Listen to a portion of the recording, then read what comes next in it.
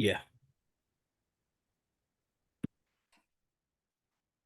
Okay, the Shabbos before Shavuos is always Parshas Bamidbar. However, last week I wasn't able to give the regular share, so I want to discuss something about last week's Sedra together with this week's Sedra, and I think it's significant in terms of the situation that we, the Jewish people, are facing today, the attitudes that we should have, and perhaps more important, the attitudes that we shouldn't have. Now, in the past, I have talked very often, I would say almost every week, about the negative attitude that many have regarding serving in the army. And while I didn't express it, I do understand why some have this attitude and this feeling. But I think that when people have, in a sense, are scared, and I'm not just talking about the physical danger, which there certainly is, but the way they express it, they're scared of the religious danger, the moral danger that the army presents for their children and for them.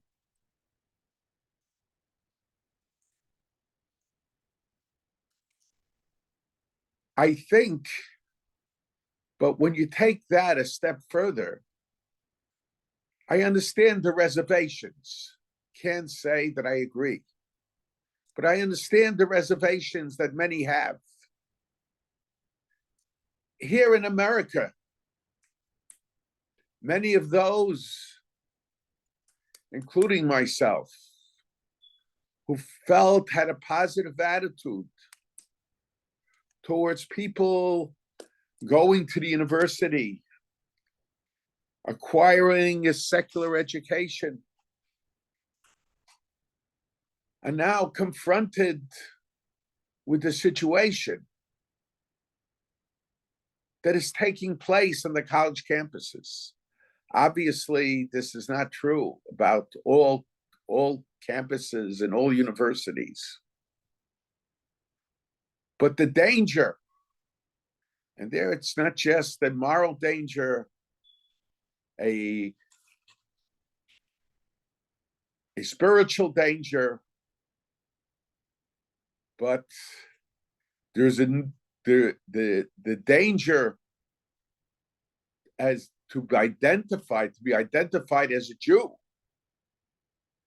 And I'm not talking what others will do to you, but the attitude that a student will have about how he should live his life because of social pressure, because he wants to be part of the movement, and because he doesn't want to go against the movement, even though the movement on the college campuses, on most of the college campuses today, is against recognition of the cause of the Jewish people and its identification with the murders that were committed against the Jewish people.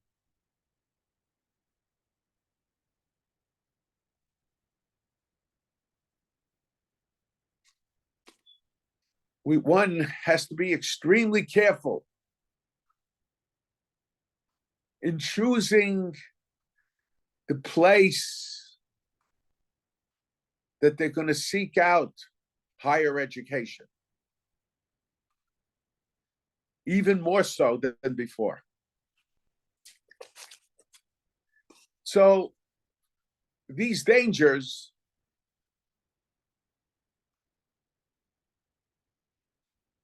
every situation today, we have dangers whether we're on the battlefield or we're off the battlefield.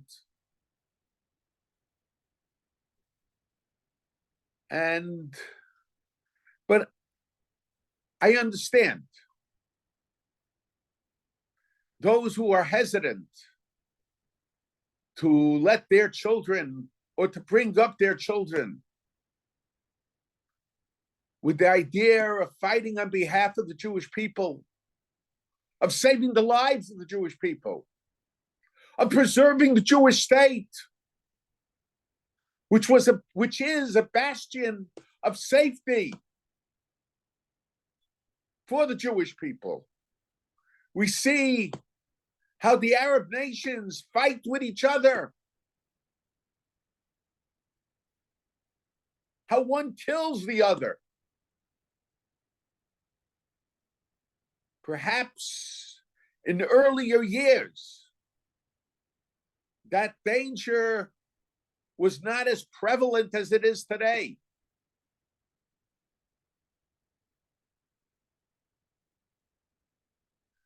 But without a state of Israel,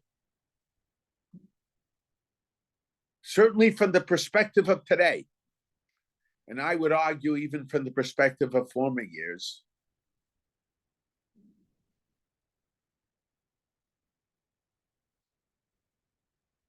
every Jew living in Israel, every yeshiva in Eretz Yisrael would be wiped out the way the yeshiva in Hebron in 1929 was wiped out. Those who want to fool themselves, to talk themselves into believing that if there hadn't been a state of Israel, so those who identify themselves as the sons of Yishmael would see themselves as our brothers.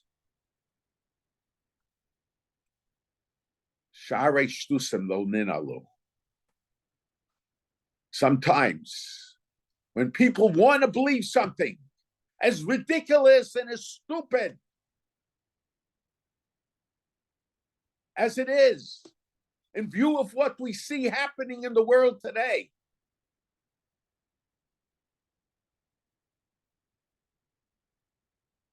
all the talk that you'll say, they won't listen. And this, unfortunately, is not a new trait among Jews. The Nevi'im already screamed how we cannot trust the nations of the world.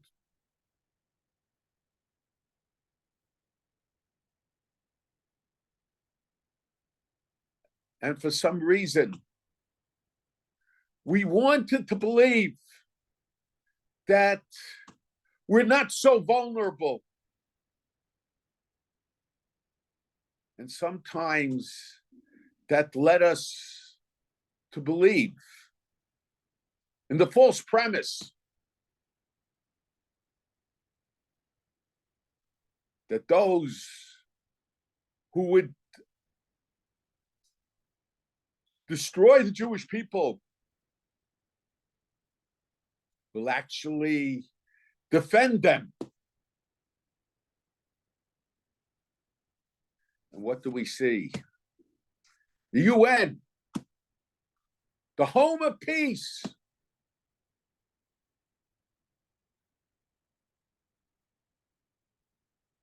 the UN,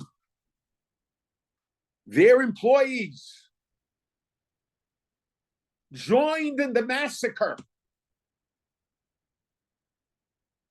were involved.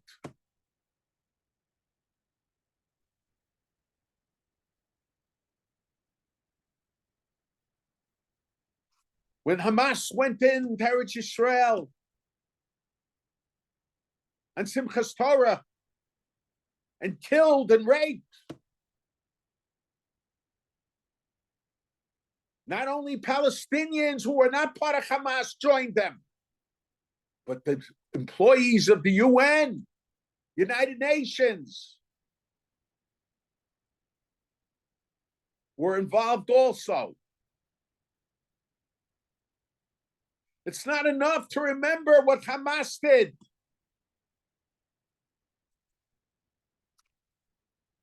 The answer will always be they weren't Hamas. But we have to see who their allies were, who went in with them. Oh, they like to make differences. Hamas is one thing. The Palestinians are another thing.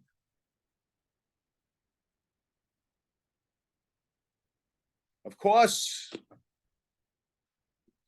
all the polls show that the Palestinians supported Hamas, in addition to the fact that so many of them went in with Hamas, that played a role in holding the hostages.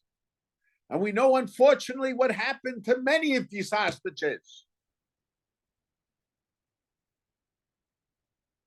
And the UN, the United Nations,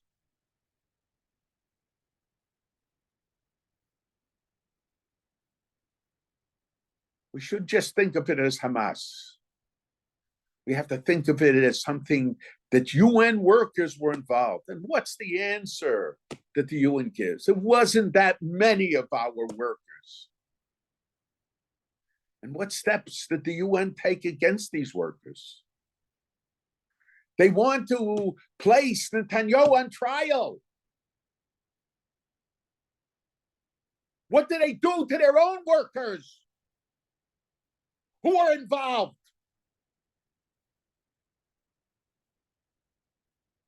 Nothing. Netanyahu will be put on trial. But those that went in to kill and rape,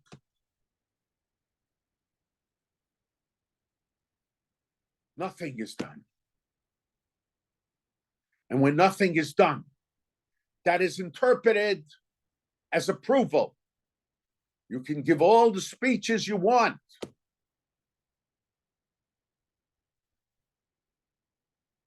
But we have to know who is supporting who is supporting peace, and who is supporting murder of children, women, and rape, placing young children in ovens.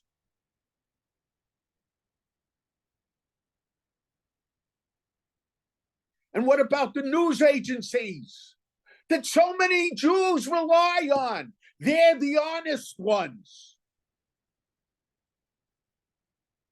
Is what they think, what they say, not what they think. They don't think. In order to justify, they're taking an attitude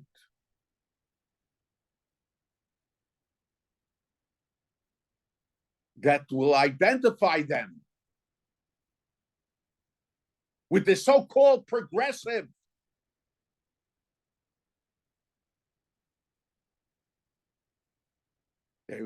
They're as progressive as the Nazis, as those who supported the Nazis. Where were these people when it came to protest all the atrocities? They talk about attack on civilian areas. We know there were constantly rockets being fired for Hamas, for Lebanon, throughout the years. And where was these rockets aimed at? Not so much military installations. It was aimed at civilian areas.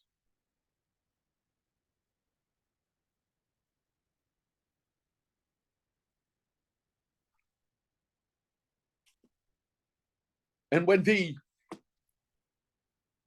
terrorists go into Israel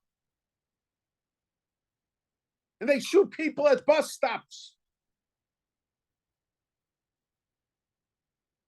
and in the old days, when they had the ability to, these terrorists would put bombs where there were carriages for little babies. What did the people in Gaza do? People like to forget, but I remember. And I don't have an especially good memory, but I want to remember, and they don't want to remember. They used to celebrate. They used to have the pictures on television. Now they don't have it anymore. With all the noises and the celebration that they made.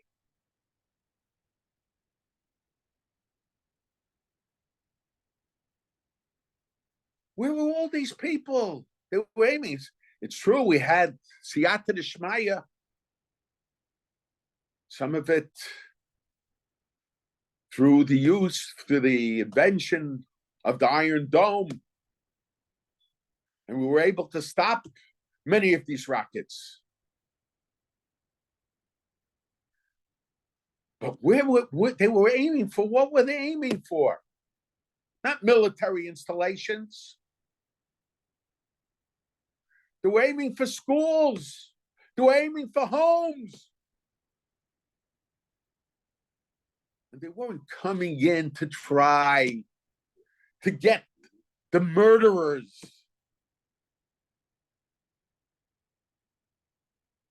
To take away the ability of Israel to attack them.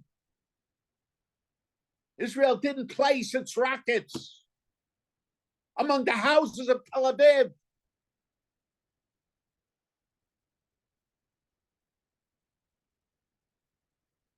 Where are all these people now? They talk about how terrible Israel acts.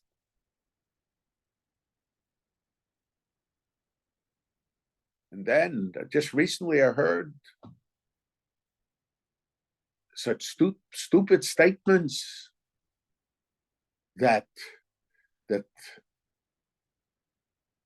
reason that the action took place in October against the Jewish settlements was because the United States moved their embassy to Jerusalem.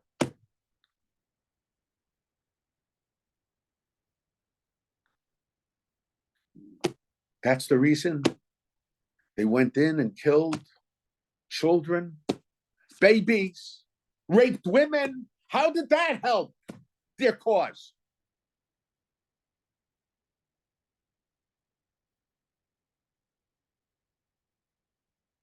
Put babies in ovens.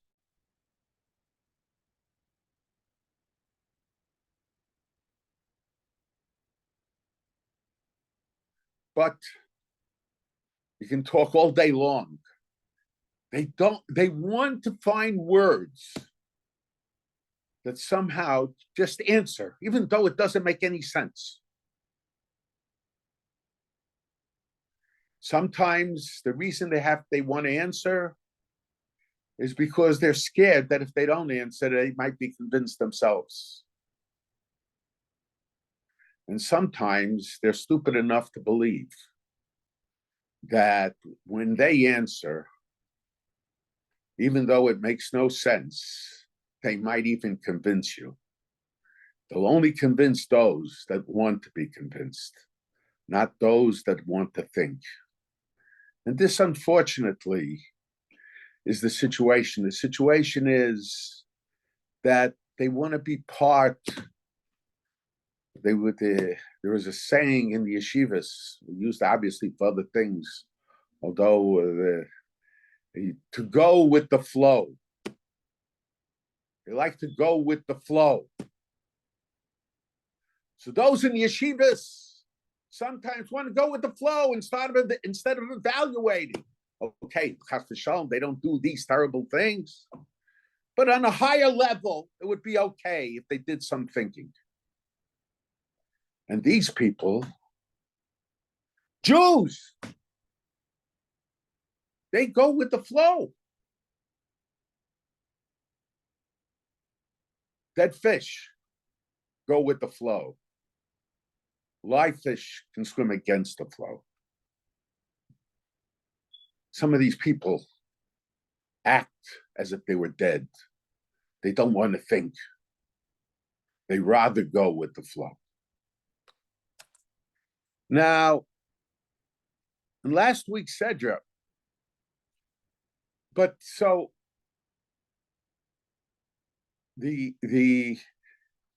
so we are facing dangers on all sides, spiritual dangers, moral dangers, religious dangers. In America, we're also facing it, of course, to a much less extent, at least presently.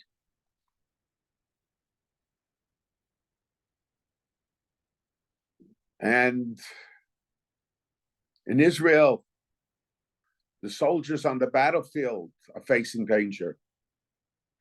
And if not for the soldiers on the battlefield, there would be an even greater danger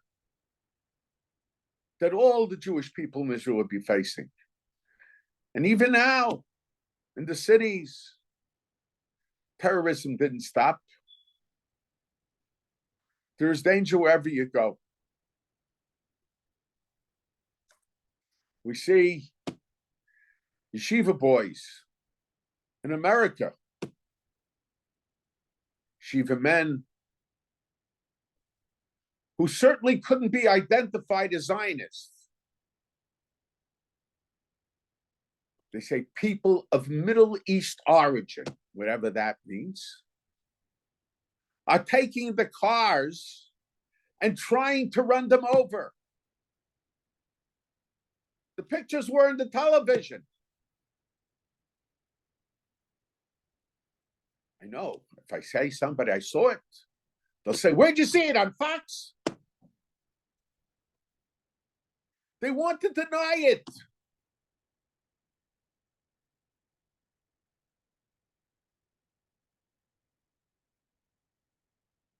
But we're facing dangers all over. And if we don't stand up, we are going to be responsible. Not only for what's happening here, but we're going to be responsible for what's happening in Israel.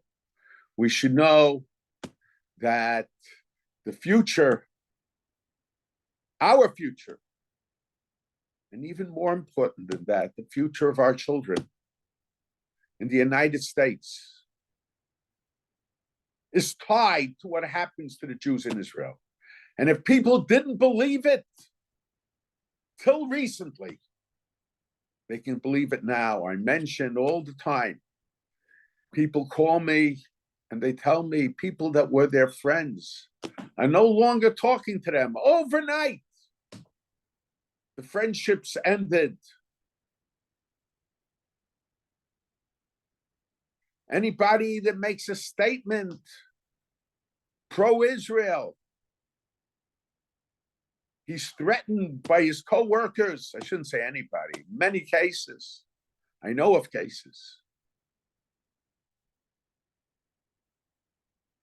They are threatened by their workers.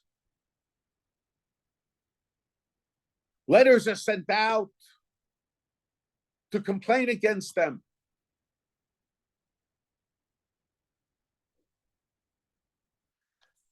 Now, in this past week's Sedra, the Torah said,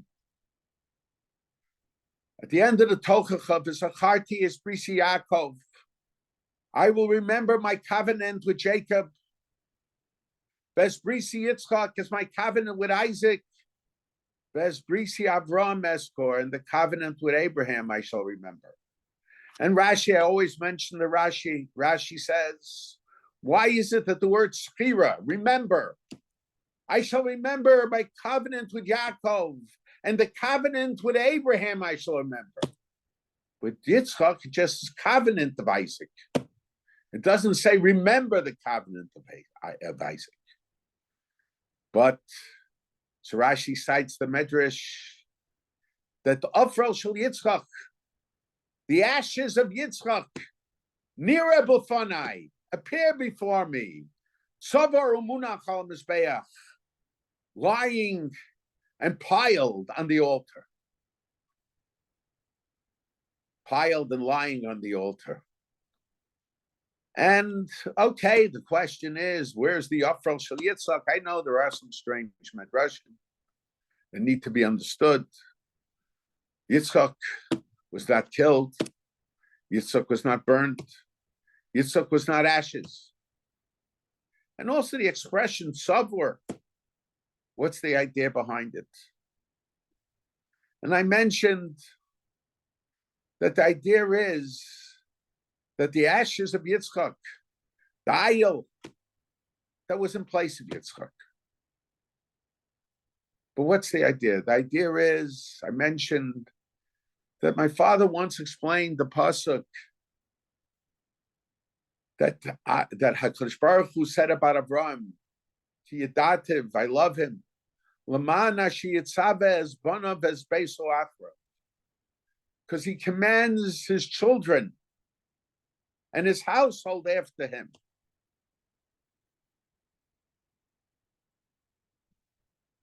And that's why HaKadosh Baruch Hu had to tell Avram of his plans to destroy Sodom.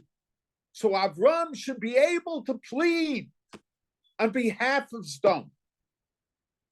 Doesn't seem to make any sense. But the answer is the Avos, and especially Avram, the first of the Avos. They are the symbol of character traits. And there is a difference between Gemara learning and character learning. Character learning has to be done by a relationship, by seeing the person. Not just through oral speeches, not just through reading books. When the mashgichim of old in the yeshivas who were successful in inspiring their students, you think it was just because of their shmuzin, because of their speeches? It might have come out in their speeches.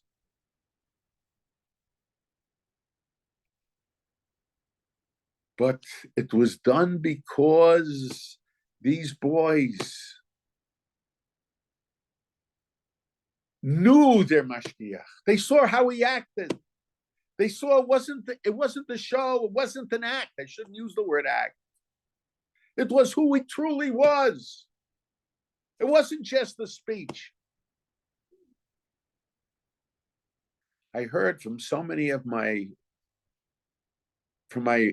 father's Talmidim, well, those that were close with him, they knew it long beforehand. But they said that after the stroke that my father had, and his commitment to Limanat Torah, his commitment to helping people out, continued in spite of ongoing pain. They saw the things that he said in his speeches, that he taught in his Hashkafa Shiurim, were not just words, but who he actually was. When you teach character traits only from a book, you're wasting time. More and more, the teaching has to be by example.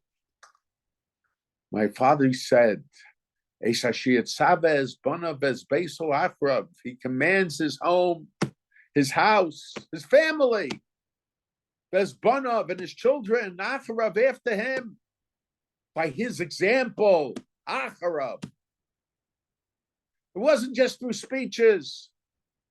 The Ram says that the Avram would go from place to place and he would give speeches. But if it had been just the speeches themselves, it wouldn't have had the impact. What was the impact was who Avram was. Then the speeches had an impact. And the Torah recognized the Avos as the source of character traits. We say, Rachmanim, Baishanim, Gomle Chasadim, the signs of a Jew, the signs of the descendants of Avram. Why do we face it that way? Because it's looking at the life of Avram that leads us to act in that manner. If you just say, be merciful, it's not going to work. So, but the problem is that with the passage of time, the impact, the personal impact becomes less and less. Yes, something is always given over through the generations, but it becomes less and less and less. And I want to suggest that the Torah is not a biography. Chumash Bereshis is not a biography of Avram, Yitzchak, and Yaakov. HaKadosh Baruch Hu recognizing the tendency of man and how lessening the impact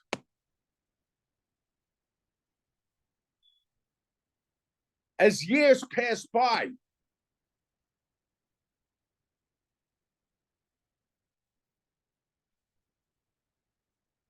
That it's necessary to keep the Avos alive.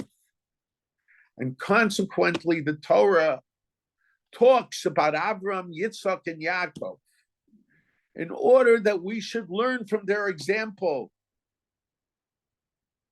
Not just to learn their midos, but to learn from their example. And that's why, if you take a look, it's very interesting. You look in the Torah, a lot is mentioned about Avram. A lot is mentioned about Yaakov. Very little is mentioned about Yitzchak. Even at the Akedah. When the Torah talks about the Akedah, the Torah talks about Avram's sacrifice, Avram's subservience to HaKadosh Baruch Hu. Vayashkem Avram baboker. Very little is mentioned about Yitzchak. Chazal tell us how Yitzchak encouraged Avram to fulfill the command of HaKadosh Baruch Hu. But the Torah doesn't mention it.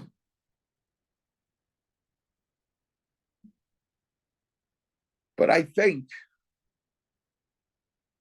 we could suggest that Avram midos, his character traits, through the passage of time, the impact became less and less. And if the Torah had not kept Avram alive,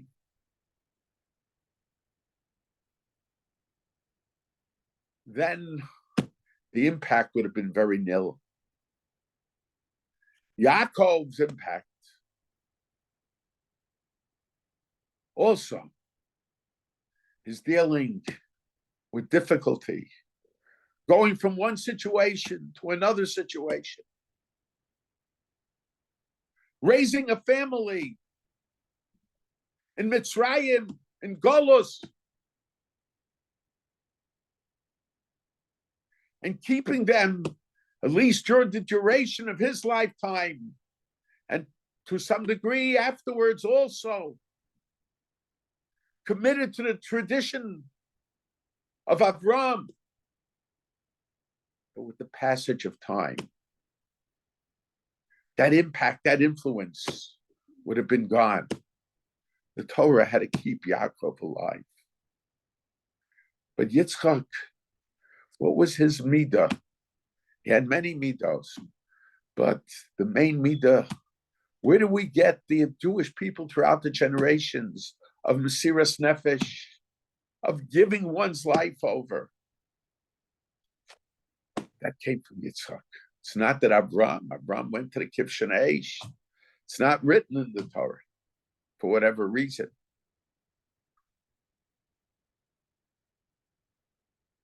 For whatever reason, Yitzchak is chosen as the symbol of Mesiras Nefesh. That trait, more so than the traits that Avram and Yaakov are identified in the Torah, was kept alive. Many talk about the Jews in the army throughout, since the establishment of the state and prior, were not committed to Torah and mitzvos. But for some reason, they felt that they have to be Moshe Nefesh.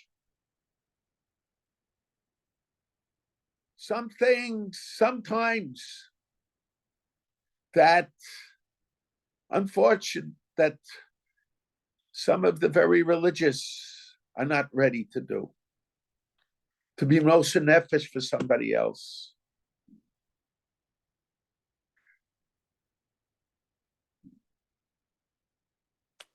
That trait somehow remained. That trait became stronger.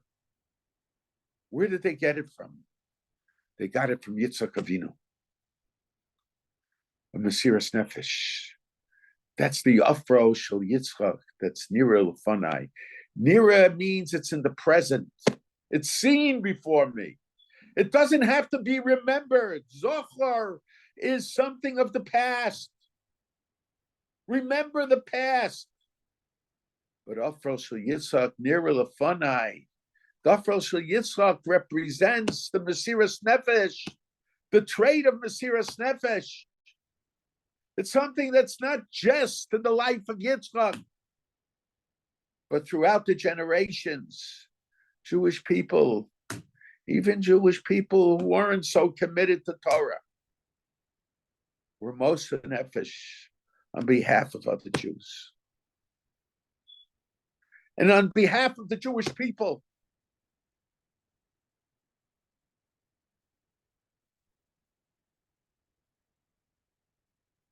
Shavuos in Vilna, they always used to say special tefillos for people, some people, well, for Rabbeinu Avram Tzedek for sure, but there were others that were tortured to death who gave their lives. So decrees should not be made against the Jewish people in Vilna.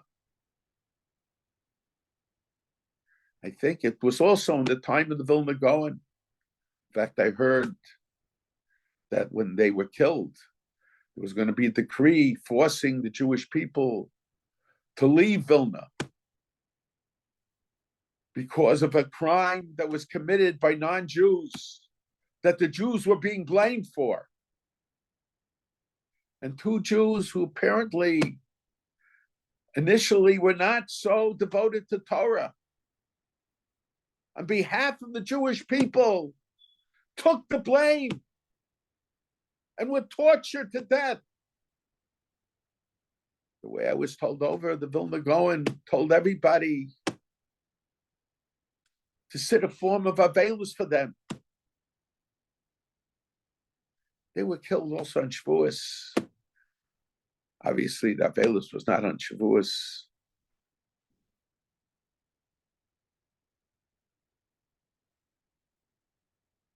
So Where did they get this koach?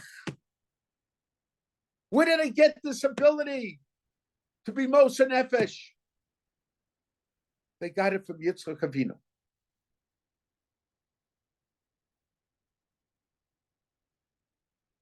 And first of all, when you look at the soldiers who are being killed, you look at their pictures, you read their biographies. I want to point out that many of them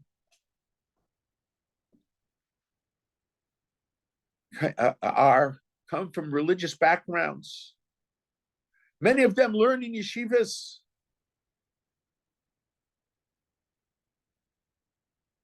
They're Mekadei Shem Shemayim, not only in their death, but in their life as well.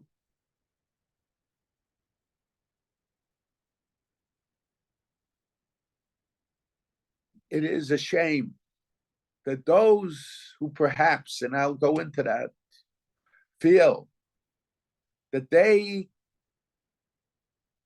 and perhaps they're right, they can't meet the challenge, the religious challenge, the moral challenge that the army would present for them. But at the very least, there should be a form of hakaras hatov, recognition of what these soldiers are doing for them. You know, we go around saying, if people aren't learning Torah, if people aren't doing mitzvahs, if people are not saying Tehillim, we are endangering ourselves. Yes, we are endangering ourselves. But if you want people to recognize what you're doing, you have to recognize what they're doing. Don't say, I don't need it. The yeshivas wouldn't be attacked. They have protection. Look at history. Look what happened to Hebron Yeshiva in Hebron in 1929.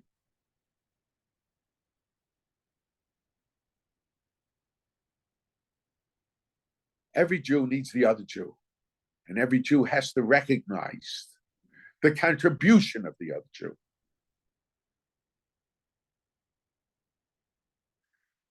So recognize this midah of Mesiras Nefesh that didn't come just out of the thin air. It was a Yerusha that they got from Yitzchak Avinu. But on the other hand, when you take a look at this week's Sedra, and in this week's Sedra, the Torah tells us about the counting. And it's very interesting. The other Shvatim are counted from the age of 20 and up. I've discussed this. Shevet Levi is counted from 30 days upward. When the Yotzim Nechal Nefel, when they've reached the age of being considered viable, that's when Shevet Levi is counted. Why this difference? But the other Shvatim are counted, called Yotzei Tzava. When they reach the age of entering into the army, that's why many say that the chiyuv of fighting in Milchama begins at the age of 20.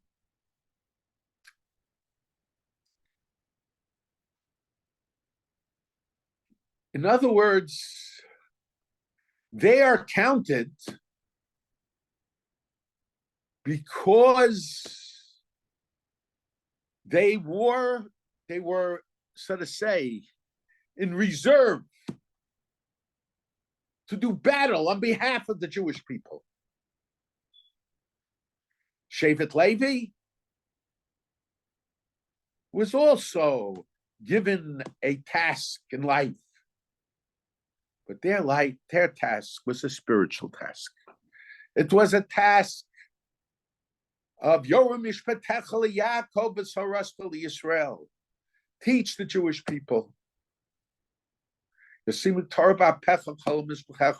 avodah, the service in the Beis Hamikdash. The Chas v'Shalom, no one should say that the others didn't have that same task of Yoram Mishpatecha Yaakov v'Sarasta Yisrael. But that's not why they were being counted. They were being counted to know how many could serve as soldiers in the army. In a sense, this count begins when the Jewish people are ready to go to begin the trip to Eretz Yisrael from Har Sinai. After the Mishkan was built, and they were going to fight Milchemes Hashem, the war of HaKadosh Baruch Hu.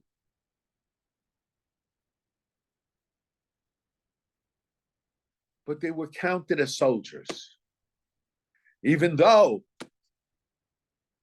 their lives should, and in most cases was, committed to Torah and mitzvahs, committed to Avodas Hashem, committed to Limud HaTorah. But nevertheless, the purpose of that count. But Shevet Levi was for a different type of army. When it comes to spiritual areas of life, we want that to be part of the personality of the person.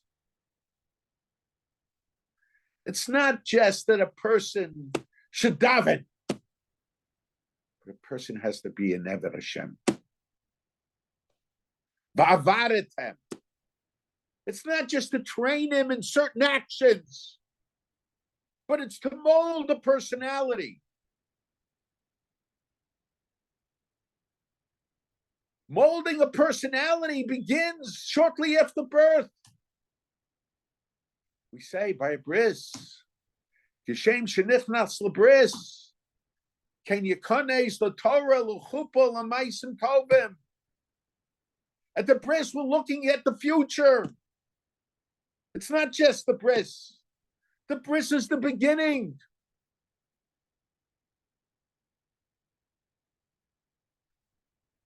We're trying to mold a personality. And in molding a personality, you have to start early.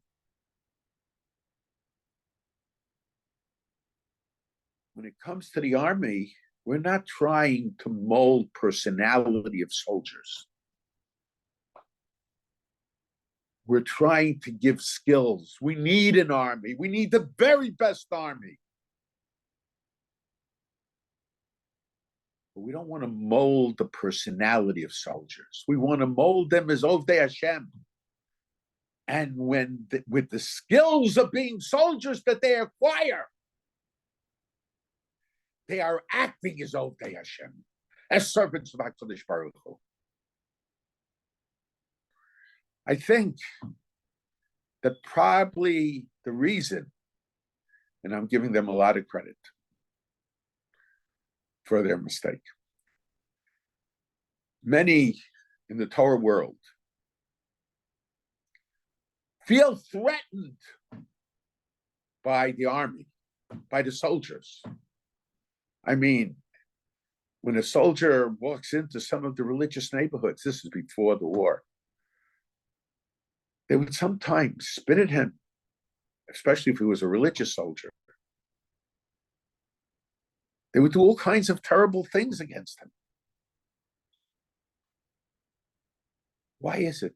And Purim, if somebody dressed up as an Israeli soldier, Hashem Yerachem, a little boy dressed up as an Israeli soldier, I think if he dressed up as an Israeli soldier, the reaction would be much worse than if he dressed up as a Hamas soldier. You have people that dress up as Haman.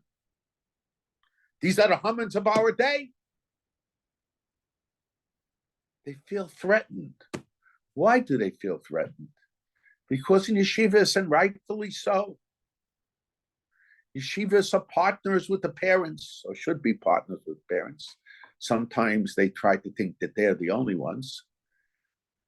They try to mold the personality of the boy. Of course, they should try to help mold the personality of the boy. It's not just skills. Not just skills in learning Torah. It has to come from the inside out. And you have to work on the inside. So they're scared that if a boy goes into the army will use that same approach. And the person is going to be molded into being a soldier. But there are many who go into the army. If we would recognize our task, and I'm not saying this is going to work with everybody, but don't have a negative attitude.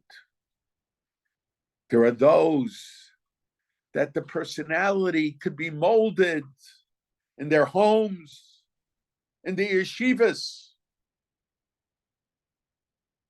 that when they would go into the army, their personality would be the same personality, the same Yireh Hashem, the same commitment to Torah and mitzvahs. And they're fighting on behalf of the Jewish people in a Milchemes Hashem.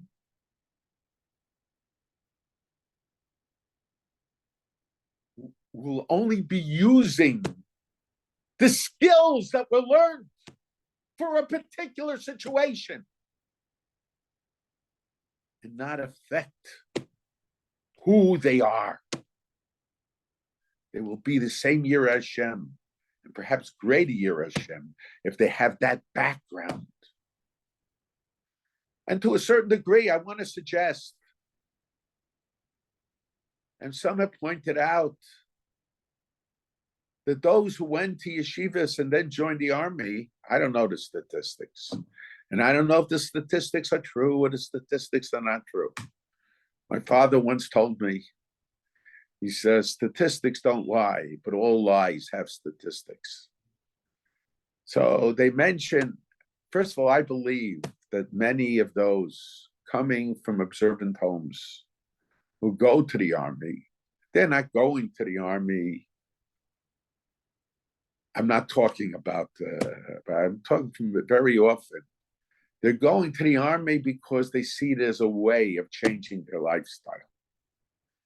But I'm not talking about those. I'm talking about those who go in to the army for the right reasons, because they want to defend the Jewish people, because they're interested in perpetuating a Jewish state. Believe me, in America, even the yeshivas you have in America would not be the way they are today if you didn't have the yeshivas in Eretz Yisrael. And if you didn't have the state of Israel, you wouldn't have those yeshivas. I think you wouldn't have them physically, but you certainly wouldn't have them spiritually. So the reason the Torah by Shevet Levi said to count them from the time they're 30 days old, when they become viable, they're considered viable, because that's when we introduce them to the service of HaKadosh Baruch Hu. Because we want their service like HaKadosh Baruch Hu, not just to be things that they do, not just to be skills, but it has to be the foundation of their personality. But it's not just to be the foundation of their personality. They have to serve as the example. They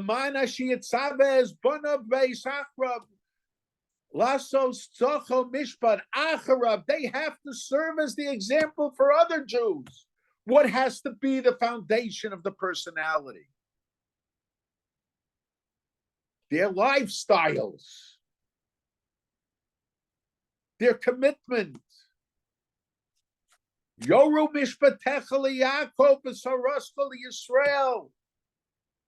They are the teachers. And it's true, the Ram says, Lo shevet Levi bilvad. But anybody else that adopts that lifestyle, it's clear from the Rambam, we're talking about people who, in a sense, remove Olam Hazeh from their lives. People who are totally spiritual. They can serve as an example for others.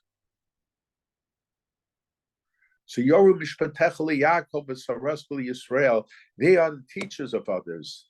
When their focus on spirituality, or the focus of the Torah and spirituality in regard to Shevet Levi, wasn't just for the sake of Shevet Levi, but Shevet Levi was the example.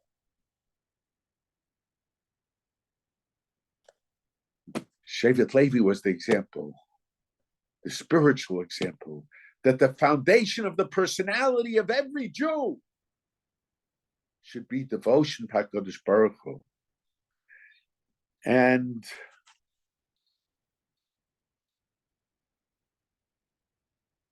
it's very interesting that in recognizing the sacrifice, the devotion, the dedication that the Jewish soldiers have,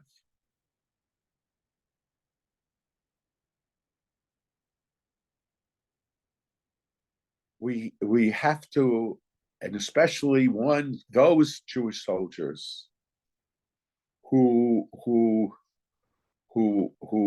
have that foundation, and many of them do come from homes and went to yeshivas and whatever it is, that have that foundation of dedication to HaKadosh Baruch Hu, dedication to Torah, dedication to Klal Yisrael, to all Jews, not just to one segment of the society. So, and when they are involved in fighting on behalf and defending the Jewish people, why are they doing it? They're doing it because of Atzolos Nefashos. It's a Milchemes mitzvah. Milchemes mitzvah is not for revenge. It's to give the Jewish people the opportunity to live as Jews. To live as Jews, of course, ideally, living as Jews means commitment to Torah and mitzvahs.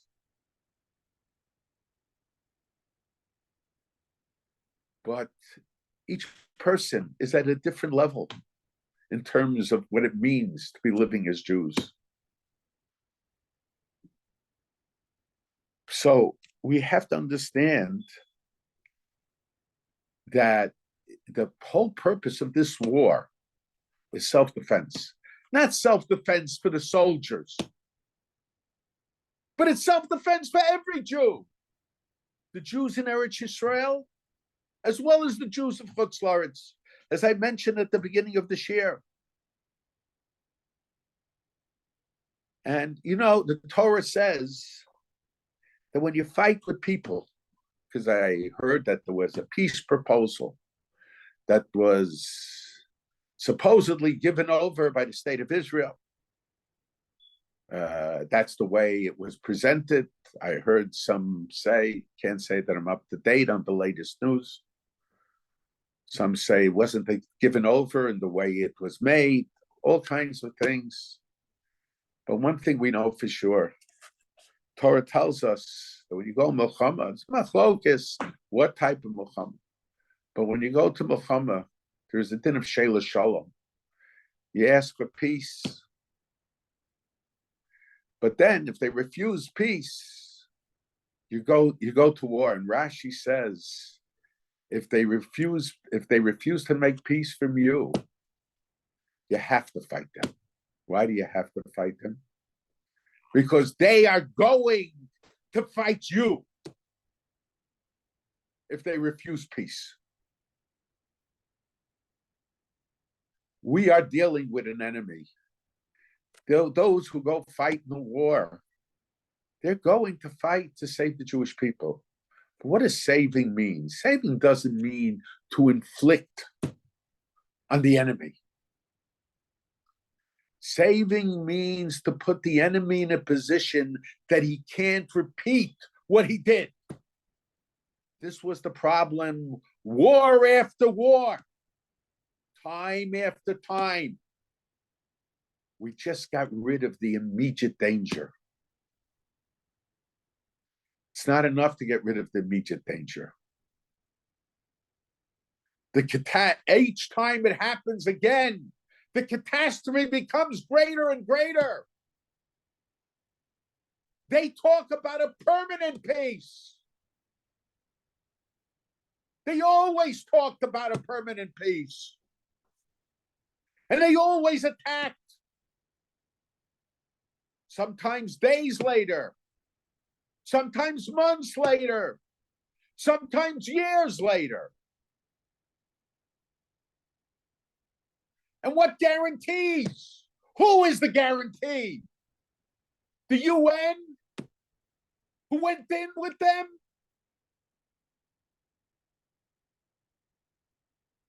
Oh, it was just a few of them. What did you do about those few? The Palestinians who celebrated?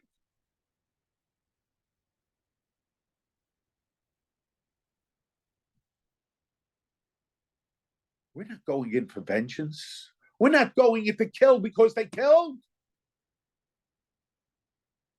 We're going in to make sure they're not able to kill.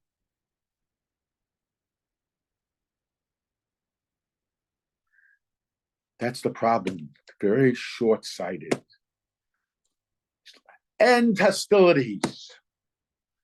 The Pope would always say, after the Jews were attacked, I hope that the cycle of violence won't continue. The Jews have no right to defend themselves. That's the Catholic Church. I'm not saying this about every Catholic person, but I'm saying this about the popes.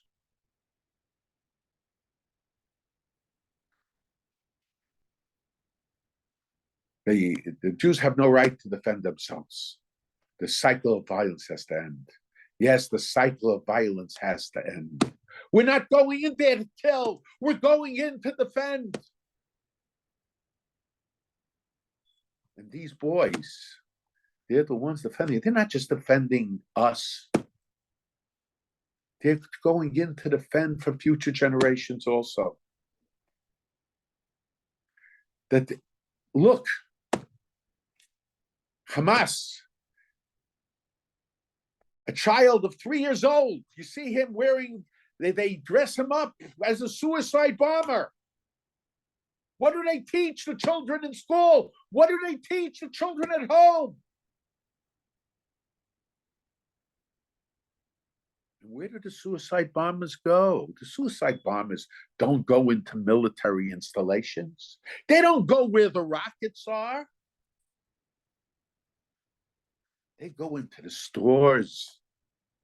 They go where the babies are in carriages. They go into the buses. Where are all these people, these protesters? And when they say, it's not proportional. Proportional, as I've mentioned, proportional has its foundation in vengeance. You kill 10, I kill 10. No. Jewish people are not a vengeful people. We're going in to stop the murders. And if they put their missiles where there are children, where they put their missiles where there are houses, it's like the one who defends himself by holding children to get the bullets that are being shot at them. Shot at them because they're trying to shoot us. They are the murderers. They're not only the murderers of the Jewish children, of the Jewish soldiers, of the Jewish civilians. They're the murderers of their own civilians. They're the murderers of their own children. The difference is when they murder us, all these civilians are celebrating. They empower them. They give them the ability and the encouragement and join them in murdering the Jewish people. The boys in the army, they are the symbols to us of Hatzalas Nefashos, of saving lives. We have what to learn from them. And when we learn from them, we can be sure that they will learn from us as well. Okay. If anyone has a question, please put it in the chat.